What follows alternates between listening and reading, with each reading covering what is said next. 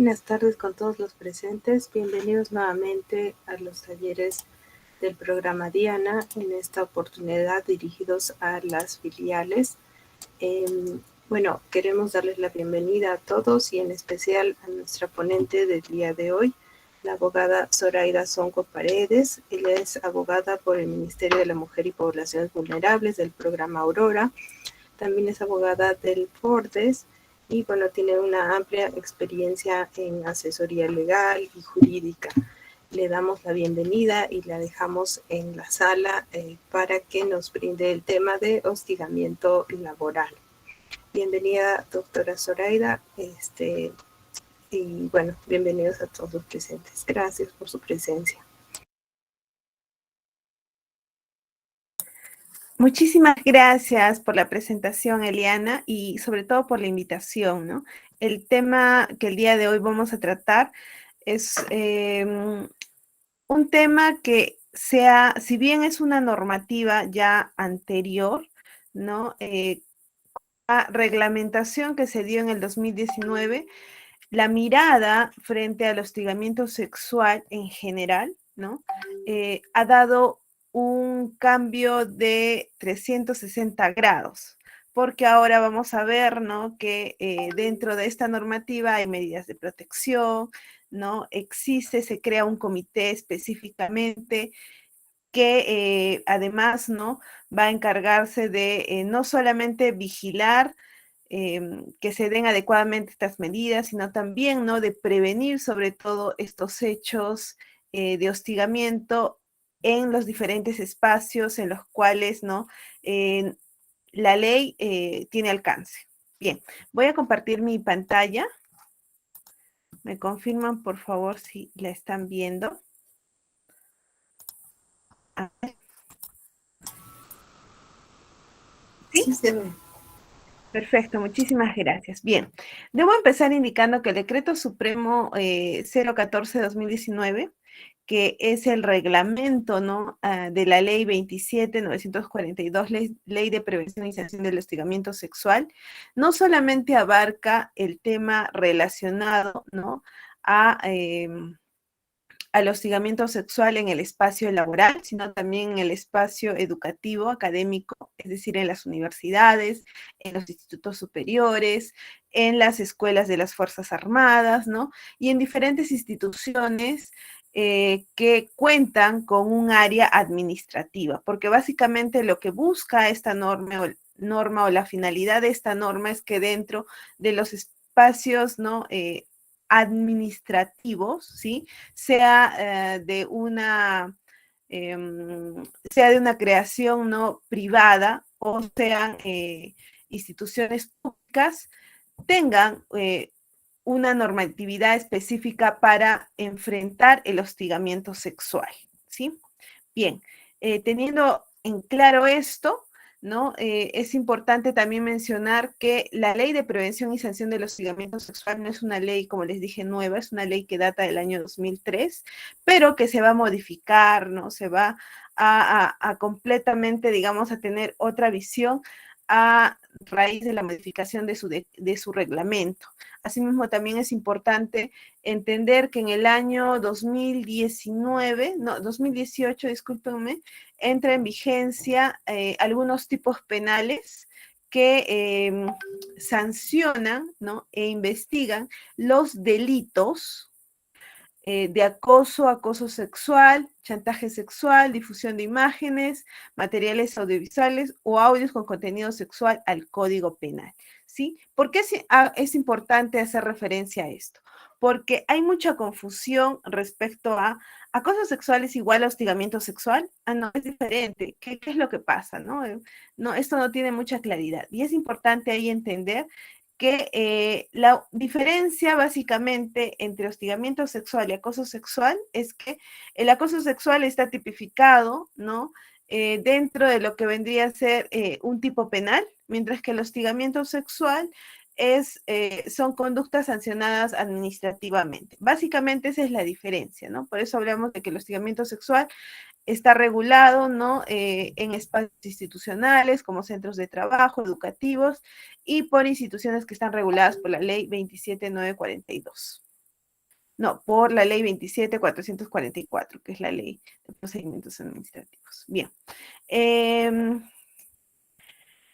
Bueno, es importante también conocer ahí alguna normativa internacional, ¿no? Que justamente es la base de esta normativa, ya que esta normativa responde, ¿no?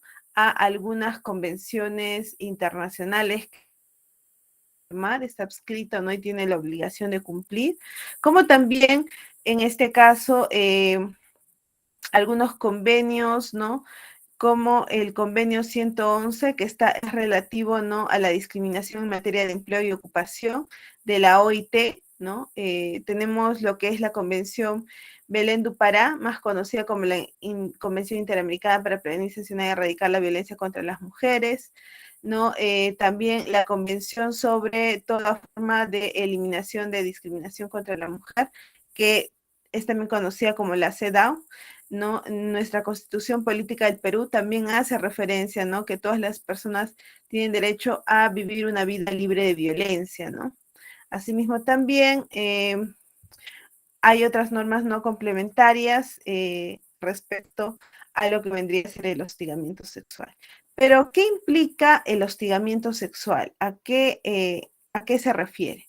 Hay dos, dentro de su definición, hay dos acciones, por así decirlo, que son las que se sancionan, ¿sí? Las conductas de naturaleza o connotación sexual y las conductas sexistas. Entonces, básicamente, estas dos, digamos, em, acciones que podría realizar una persona de estos determinados espacios, sean laborales o académicos, son los que se van a sancionar. Para eso es importante entender qué es una conducta de naturaleza sexual o connotación sexual y qué es una conducta sexista, ¿sí? Más adelante vamos a ver que Servir ha hecho justamente una clara definición de lo que significa cada uno de estos conceptos. Nos dice además también, ¿no? Que esta conducta puede crear un ambiente intimidatorio, hostil o humillante, ¿no? Y afectar, por lo tanto, la actividad es la persona que está siendo víctima, ¿no? De este hostigamiento, sea en su entorno laboral, ¿no? O sea en su entorno académico. Ahora, es importante tener en cuenta que para que esta conducta se sancione no es necesario o no se requiere que existan consecuencias, ¿no? ¿A qué me refiero con esto? Que no se requiere acreditar que la conducta de quien hostiga sea reiterada o haya habido una manifestación eh, específica, ¿no? Por parte de la víctima, es decir, así haya sido expresa, le haya dicho, ¿no? De que la está molestando, ¿no? Porque no todas las personas reaccionamos de la misma manera frente a una situación de hostigamiento. No puede ser que muchas personas, por la intimidación que sientan, ¿no? Callen y no se puede tomar esa conducta, ¿no? Como una aceptación. Asimismo, también es importante, ¿no? Que entender de que, ¿por qué, digamos, hay esta protección, ¿sí? Vamos a ver que más adelante se da a las víctimas con algunas medidas específicas, ¿no? Porque muchas veces, sobre todo cuando hablamos de el espacio laboral, ¿no? El hostigamiento viene de un superior hacia un subordinado o una subordinada, es decir, ¿no? Un jefe, ¿no? Y puede ser que sea la persona, ¿no? Hostigar hacia una persona de quien él esté a cargo, ¿no? En sus funciones. Entonces, eso va a generar de alguna u otra manera, ¿no? Una mayor vulnerabilidad en esta persona. Ahora, tampoco es importante también tener en cuenta, ¿no? De que esta situación no es necesario que se dé específicamente en el espacio laboral o en el espacio académico. Es decir, que si se ha dado fuera del horario laboral, ¿no? De repente, no sé, este jefe la citó en su casa. Ya, como el hostigamiento se dio en la vivienda de este señor, ya no es un hecho de hostigamiento sexual que debe ser sancionado, no. también se protege, ¿no? Entonces, la ley ahí sí es específica, ¿no? Puede darse durante o fuera de la jornada educativa, formativa, de trabajo similar. Como les decía, ¿no? Servir ya ha hecho, ha delimitado claramente cuál es la diferencia entre lo que es conducta o naturaleza sexual y conducta sexista, ¿no? Vamos a ver que la conducta de naturaleza sexual básicamente son comportamientos u actos, ¿no? Físicos, verbales, gestuales u otros que van a tener una finalidad sexual, ¿no? Para esto pueden ser comentarios, ¿no? Pueden ser miradas, ¿no? Exhibiciones también, tocamientos, roces, ¿no? Ciertos acercamientos corporales, ¿no? También puede ser una exigencia expresa, ¿no? Em, puede haber también, puede ser un contacto virtual, ¿no? Muchas veces decimos, no, pero es que me han mandado solo un WhatsApp, no, no. Eso también significa, ¿no? Una forma de hostigamiento sexual.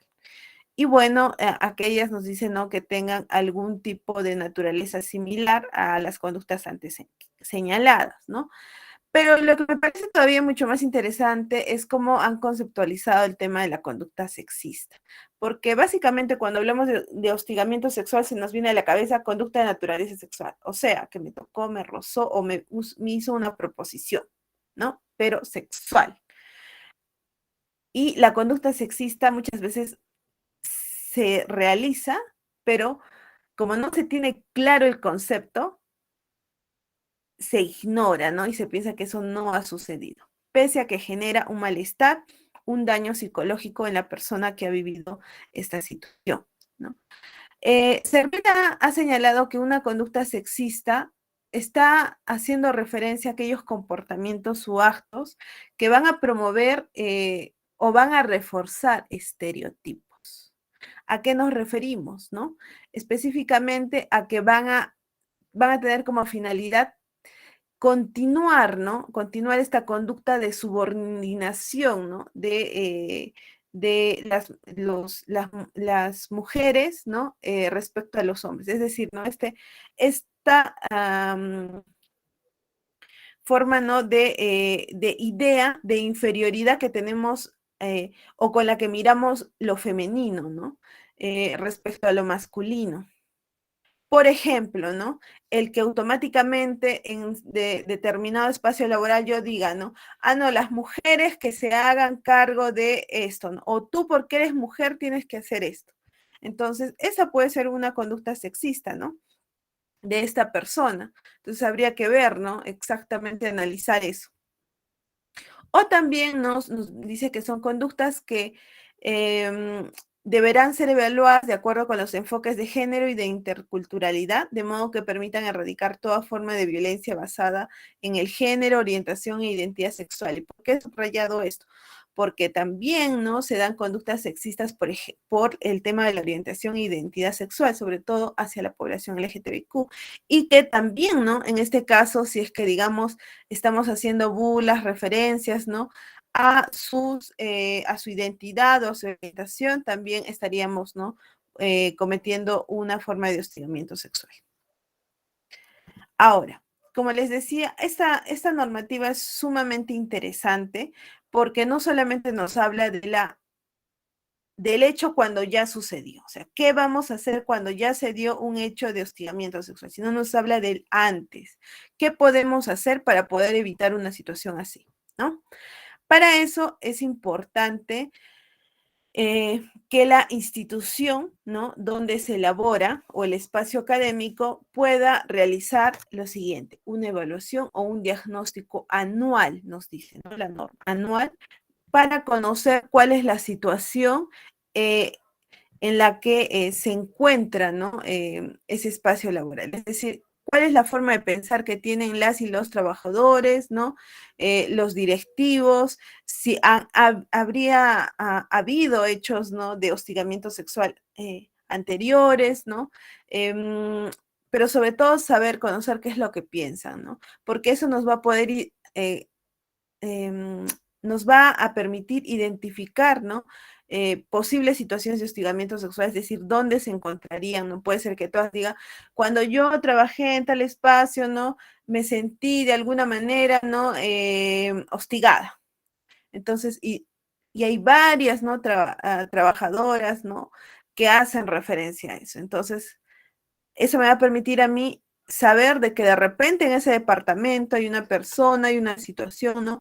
Que se ha dado y que no se ha denunciado, ¿no? O una persona que está cometiendo este tipo de hechos, ¿sí?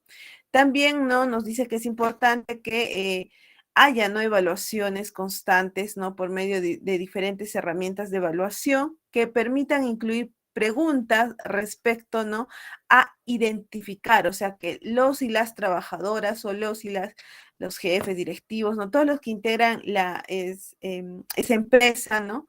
O esa institución pública, em, podamos conocer si logran o no identificar qué es una conducta, ¿no? De connotación sexual o una conducta sexista, ¿no?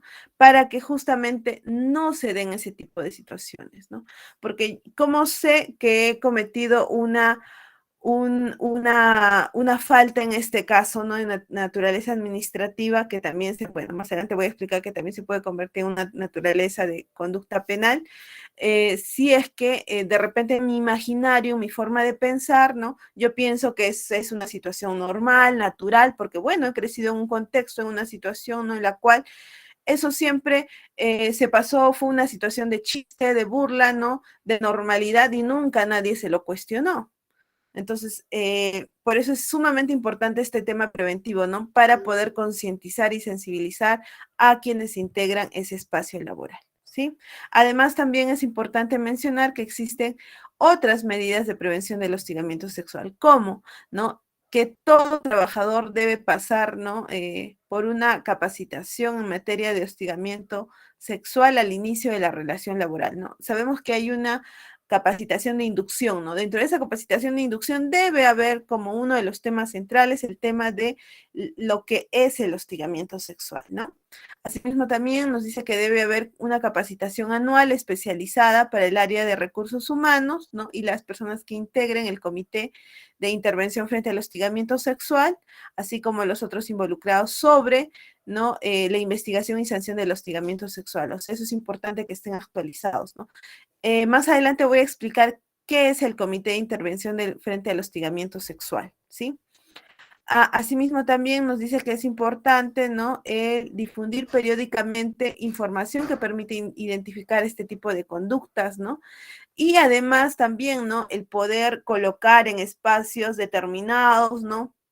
De bastante tránsito del personal, ¿no? Los flujogramas para poder conocer cuál es el procedimiento, ¿no? Sancionatorio frente a un hecho de hostigamiento sexual, cuáles son las medidas de protección, ¿no? Sepa también, por ejemplo, ¿no?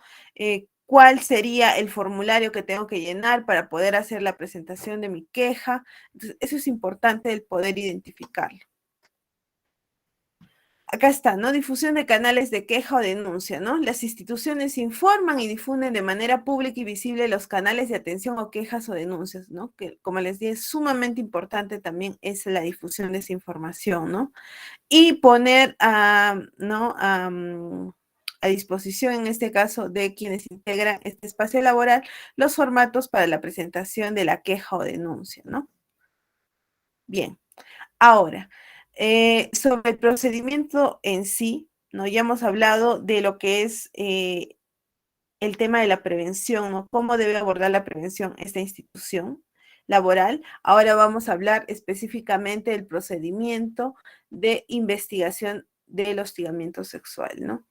¿Cuál es la finalidad de este procedimiento? Nos dice proteger a la víctima, ¿no? Durante el desarrollo de toda la investigación. Ahora, ¿qué órganos intervienen dentro de este procedimiento? Tenemos, ¿no? En el caso de que esta empresa tenga menos de 20 trabajadores o estudiantes, ¿no? Em, las instituciones identifican, ¿no? Oficinas, un espacio, una oficina que pueda hacerse cargo, ¿no?, de este tipo de investigaciones, ¿sí?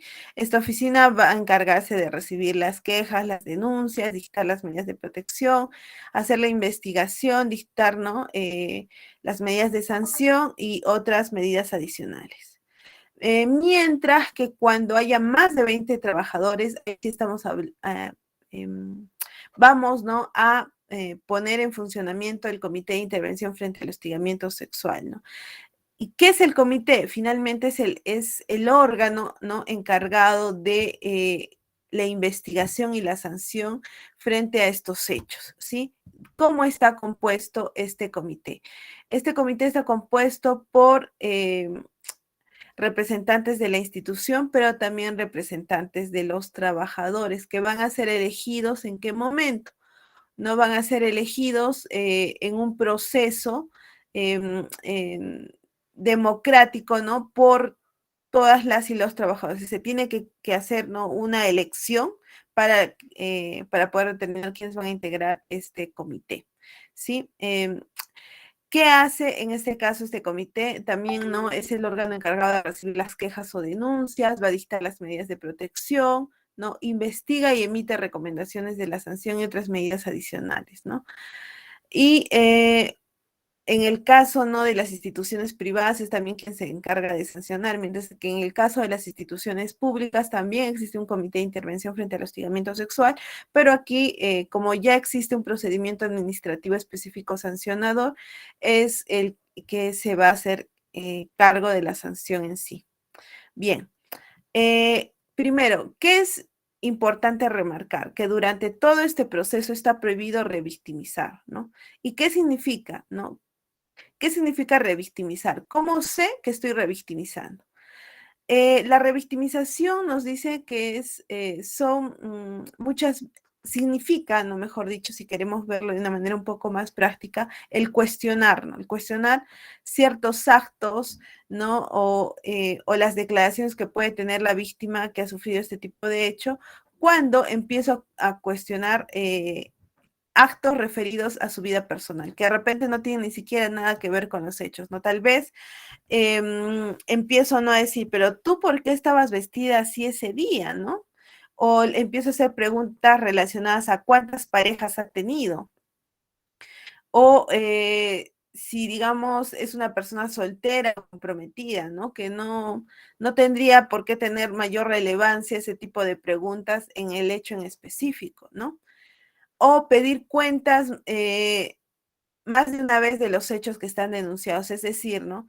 Yo no puedo estar llamándola a declarar varias veces, ¿no? Porque lo que estoy haciendo es justamente recordándole, ¿no?, la situación y no le permito, ¿no?, superar este hecho traumatizante. Entonces, por eso cuando hablamos de casos de violencia sexual, ¿no? Porque el hostigamiento sexual es una forma de violencia sexual, no se puede, ¿no?, exponer a la víctima a estar contando su historia una y otra vez.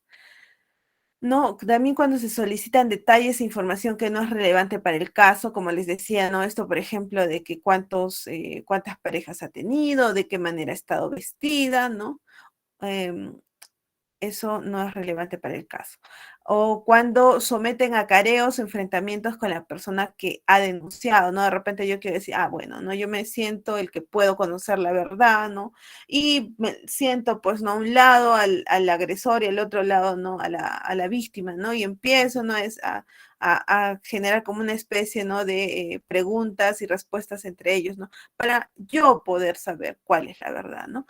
Eso está completamente prohibido, ¿no? Es un enfrentamiento que yo no puedo propiciar, ¿no? Porque justamente lo que estoy generando es un malestar en la víctima, ¿no? Y es como que si no le estuviera creyendo.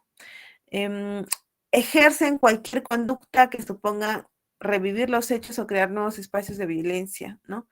Claro, de la misma manera, ¿no? Yo no puedo bajo ninguna circunstancia, ¿no?, pretender que de repente, ¿no?, en determinado espacio quiero, ¿no?, yo, um, digamos, retratar, ¿no?, conocer específicamente cómo se han dado los hechos y para eso no cito, ¿no? A ambos y les pido, ¿no? Que hagan una especie de, digamos, de actuación de lo que sucedió, ¿no? Entonces yo no puedo hacer tampoco eso. El procedimiento en sí, ¿no? Tiene tres partes, ¿sí? Está la parte de la protección, la parte de la investigación, de la decisión y la sanción. ¿Y por qué lo he dividido así, ¿no? En esas tres etapas.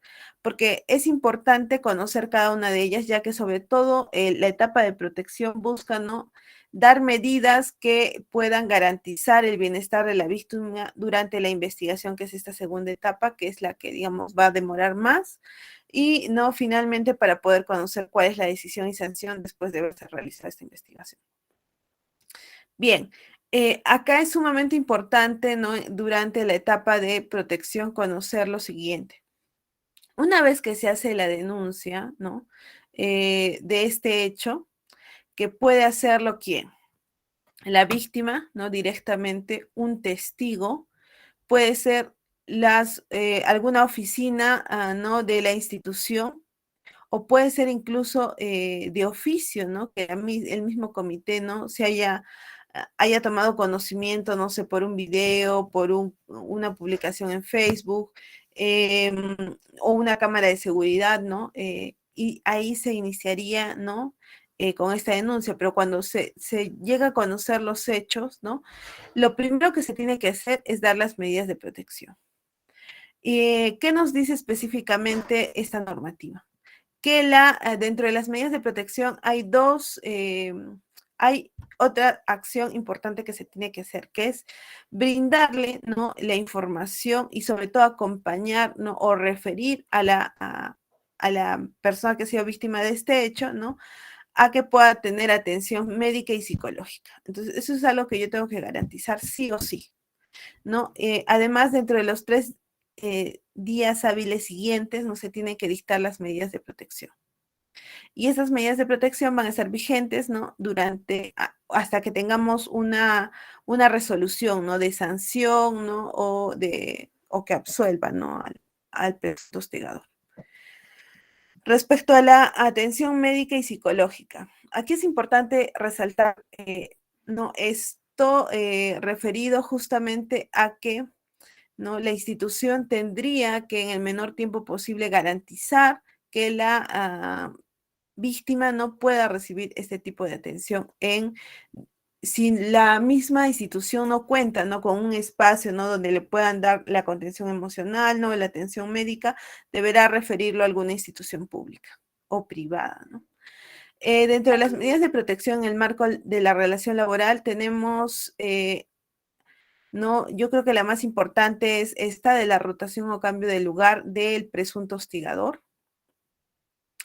La suspensión también del presunto hostigador, esa es otra medida que se puede dar. La rotación o cambio de lugar de la víctima, pero siempre y cuando ella sí lo haya solicitado, ¿no? Y también, ¿no? Siempre y cuando esto sea posible. La solicitud al órgano competente para la emisión de una orden de impedimento de acercamiento, proximidad a la víctima o a su entorno familiar, ¿no?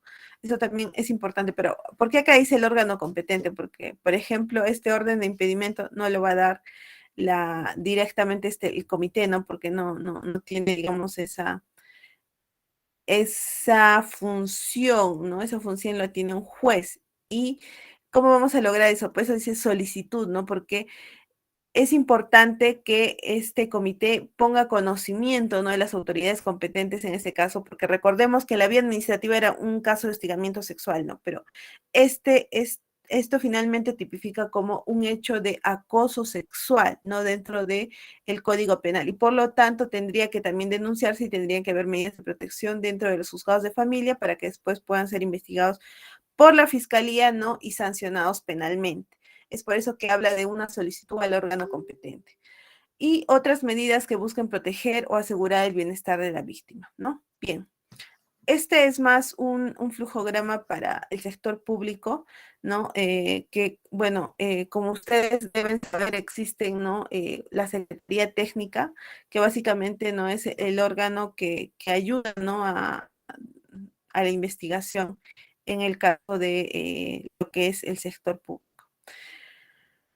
Es importante también acá tener en cuenta esto, la cooperación para el desarrollo del proceso de tutela, que hacía referencia hace un momento, ¿no? Que en este caso es importante que la institución ponga a conocimiento de las autoridades competentes, ¿no?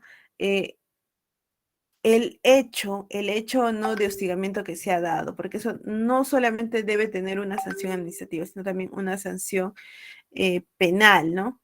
O una investigación. Es también importante entender aquí que dentro de la ley 3364 nos hablan de los derechos laborales de las víctimas de violencia, ¿no? Eh, Esto es una carta abierta para todas las víctimas, ojo, no solamente las que han vivido hechos de hostigamiento sexual, ¿no? O dentro de la vía penal acoso sexual, ¿no? Pero sí es importante conocerlo, ¿no? Por ejemplo, los derechos que tiene una víctima es a no sufrir despidos por causales relacionadas a dichos actos de violencia, ¿no? Existe esa previsión. Segundo, entonces no habría, ¿no? Como ese temor de que, en represalia, ¿no? De repente me va a despedir, ¿no? Al cambio de lugar del trabajo, o sea, sí también se permite, ¿no? De que dentro de las medidas de protección, si es que, digamos, la empresa tiene otra sucursal, no sé, en otra provincia, ¿no? Otro distrito, pueda, ¿no? Cambiarse a esta persona víctima a ese lugar si ella sí se siente más segura, ¿no? A justificar las tardanzas, ¿no? Eso es importante también saberlo porque definitivamente, ¿no? Cuando uno hace una denuncia de esta naturaleza, hay citaciones, ¿no? Entonces uno tiene derecho a poder justificar, ¿no? Y el empleador debe entender, ¿no? Y no puede poner objeción alguna porque hay una ley que así lo establece, ¿no? Y a la suspensión de la relación laboral también, ¿no? Bueno, ahora, antes la mayoría no sabía qué significaba la suspensión perfecta, ¿no? Porque era un tema que casi no se veía, pero con esto del COVID, no, creo que todos y todas aquí deben saber lo que es la suspensión perfecta.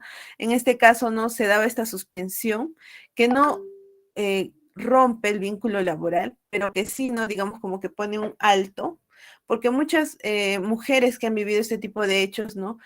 Quedan emocionalmente no tan dañadas que muchas de ellas necesitan un tiempo para volver a recuperarse, ¿no? Y por lo tanto deciden de repente quieren irse a otro lugar, ¿no? De repente regresar, no sé, con algún familiar, entonces sería terrible que habiendo sido ella víctima de estos hechos, ¿no? Tenga que perder además su trabajo. Entonces la ley lo que te da es te permite, ¿no? Que tú temporalmente puedas justamente em, suspender, ¿sí? Este, esta relación laboral, entre comillas, lo voy a decir así, para que tú puedas ir, ¿no? A realizar esta actividad, o sea, puedas recuperarte y después puedas regresar y seguir trabajando, ¿no? Y no has perdido tu trabajo. Entonces, eso es sumamente importante, creo que es un gran avance, ¿no? Y en realidad, como les digo, todos estos derechos laborales de las víctimas son para todas en general, ¿no? Es importante conocerlo. Bueno, con eso yo termino la exposición. Espero haber ayudado, ¿no? A poder comprender mejor lo que significa el hostigamiento sexual en el espacio laboral. Muchísimas gracias y estoy a la espera de sus preguntas. Muchas gracias, doctora Zoraida. No sé si hay alguna pregunta de la audiencia. Bueno, yo quisiera, justo el programa Diana elaboró esta temática porque muchos de nuestros alumnos inician su carrera laboral como practicantes, ¿no? Y es posible que se vean afectados por esta situación. La pregunta de repente para que ellos puedan tenerlo claro, un practicante no es una persona contratada eh, formalmente. Entonces, ¿a qué derechos puede acogerse en caso le sucediera o sea un observador de estos casos? Gracias por la pregunta. Efectivamente, ¿no? Un practicante no tiene una relación laboral, ¿no? Pero no quiere decir que, por lo tanto, no esté protegido por esta normativa, ¿no? La norma es muy clara en indicar que todos aquellas personas, ¿no? Que sean parte de la institución, ¿no? Están protegidas por la misma. Entonces, esa no está sujeta, digamos, al tipo de relación laboral, es decir, ¿no? Que encalces, ¿no? Dentro de un régimen laboral.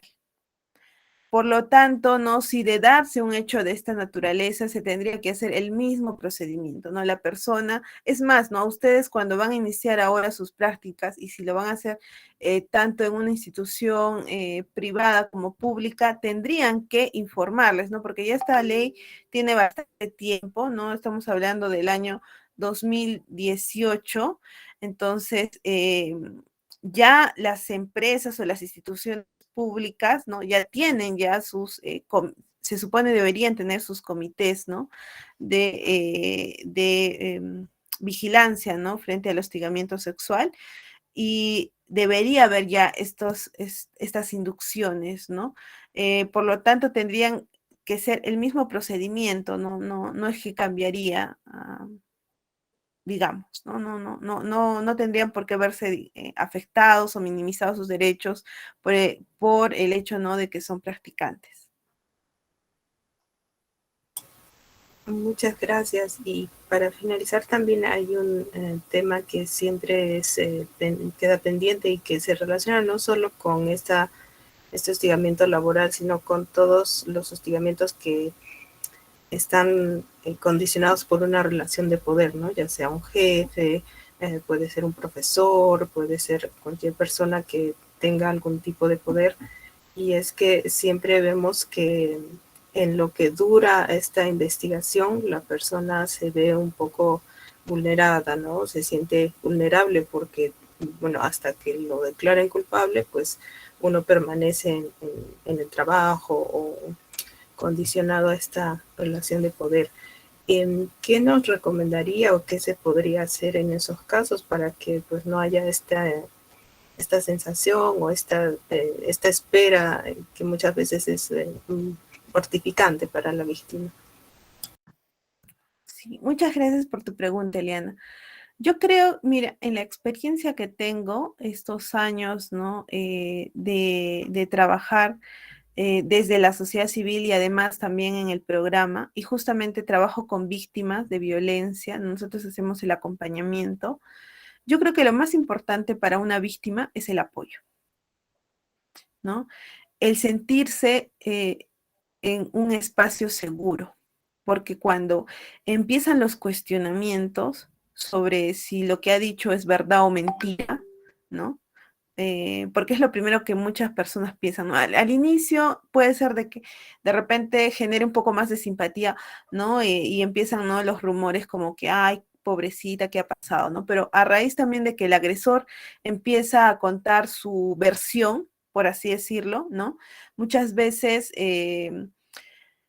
se pone en duda lo que empieza a decir la víctima, ¿no? Y ese hecho de ponerlo en duda, ¿no? Y que empiezan a generarse comentarios, ¿no? Y la persona está en ese espacio, le crean muchas inseguridades, ¿no? Y de hecho ya tiene encima el trauma, ¿no? De lo que ha vivido y todo esto, ¿no? La culpa, porque la sociedad lamentablemente, ¿no? Por esta naturalización de la violencia, ¿no? Y la culpa que nos hacen sentir a las mujeres por la carga, ¿no? De que nosotras tenemos algún tipo de responsabilidad, eh, se vuelve más grande. Y si una no tiene, digamos, ese apoyo, ese grupo de apoyo, si queremos llamarlo así, es un poco difícil. Entonces, yo creo que sí es sumamente importante, ¿no? Contar con grupos de apoyo. Creo que no solamente desde el espacio universitario, sino también en el espacio laboral, deberían existir además grupos de apoyo, ¿no? Para las víctimas de violencia. Em, Porque eso permite que ella se sienta valorada, ¿no? Y cada vez que sienta que decae, ¿no? O empieza a sentir, digamos, este tipo de inseguridades, ¿no? Va a haber alguien ahí que le va a ayudar a levantarse, ¿no? A levantar el ánimo y a seguir adelante. Es muy importante porque digamos, esa persona que la va a motivar a seguir. Yo creo que es eso, ¿no? Pienso que sí es importante que se generen espacios de apoyo.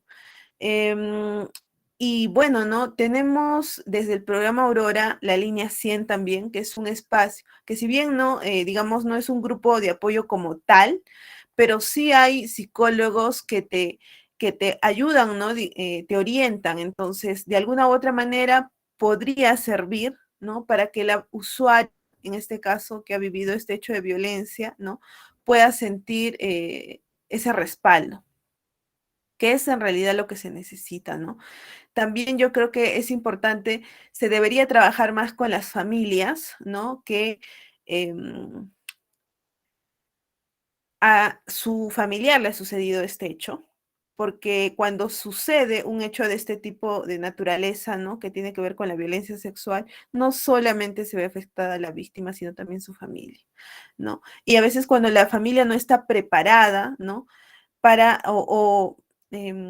poder ayudarle y darle esa contención a su familiar, ¿no?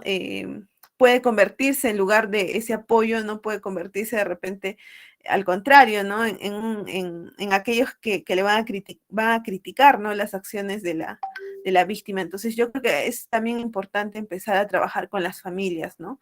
Y sí considero que es algo que debería generarse también, ¿no?